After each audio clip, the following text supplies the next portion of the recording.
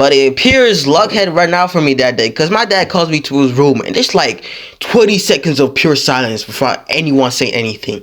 This nigga is staring into my soul and he finally says,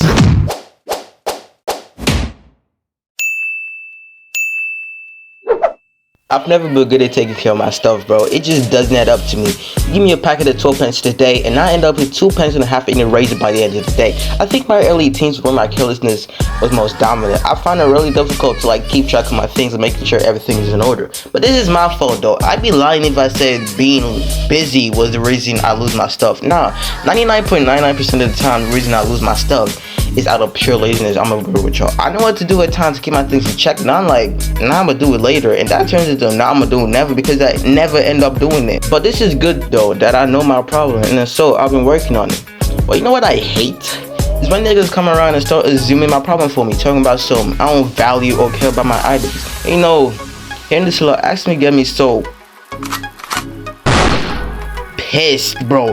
One of these days, I'm gonna get loose to the next sucker to assume my problem for me. I like to see you assume yourself without that situation. Let's just see how careless I am is. But don't get me wrong though, I'm not saying I'm okay with being careless and stuff. Like I said, I've been working on it. But I like how y'all people making it seem like I'm not responsible at all. And that angers me. So boom, one time my dad got me these pair of Nike shoes, which were really expensive at the time. I wore the shoes to school the next day, flexed on them, niggas are looking at me type shit. Eventually gets to sports period, and at the time I played football. So I go into the locker room and change to my kids. Now what I should have done was keep my shit back in my bag where it belongs so I don't forget later on. But I'm like, nah, I'ma do it later. And I go into the field to do my worst impression of Mbappe on the pitch. An hour and a half passed after doing nothing on the pitch. I got back tired as hell, so I didn't bother changing back into my kids and dipped, totally forgetting about the stuff I left behind. I got home, went to bed. Then my mom bust in. Pause. She just chewed me out, bro. She talking about where my stuff at. Then I realized I left my stuff in the school changing room on a Friday, bro. Monday comes and I head to the locker. I found my stuff laying where I left it, but my shoes were there. Some hating ass nigga obviously found my shit and took it. And I know damn well he not giving it back. I was careless. I was lazy. I procrastinated. And I faced the consequences for my action that day with my father. But hey, I tell you what, I ain't never left any of my shoes in school or anywhere else again. So boom, one time I was on my way to a friend's house. My other homies were coming, so I didn't look flashy. My dad had his collection of expensive watches, which he keeps in his room but almost never wears them. I went to his room and started snooping through his stuff.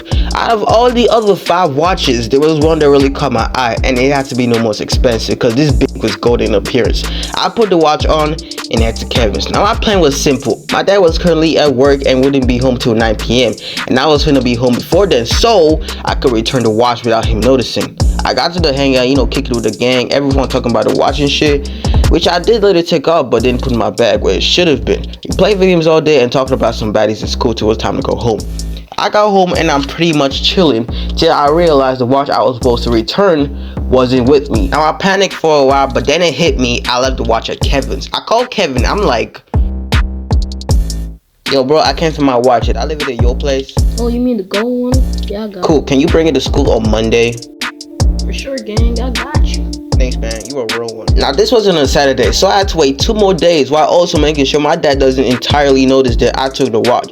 Monday comes up, I'm on my way to school, and I meet up with Kevin. I asked him for the watch, and he ain't bring it. Tuesday hits, and he still ain't bring it. This was bad, because I noticed my dad was looking for the watch, and I was pretty sure he was on to me. So, I explained to Kevin the situation and why I needed the watch so urgently. But it appears luck had run out for me that day, because my dad calls me to his room and it's like 20 seconds of pure silence before anyone say anything. This nigga is staring into my soul and he finally says, Yo Nicky, you took my watch. What watch? Don't play dumb with me, boy. I'ma ask you again. You take my watch. I did. Alright, now hand it over. I left it at a friend's house. Hey, chill. I was just trying to borrow your drip. I'm finna borrow these hands next. He said he got the watch. He's bringing it tomorrow. I promise. Lucky I'm in a good mood. If I don't see that watch back tomorrow, it's gonna get to popping in here. Now get your black ass out my room. Fast forward to Wednesday.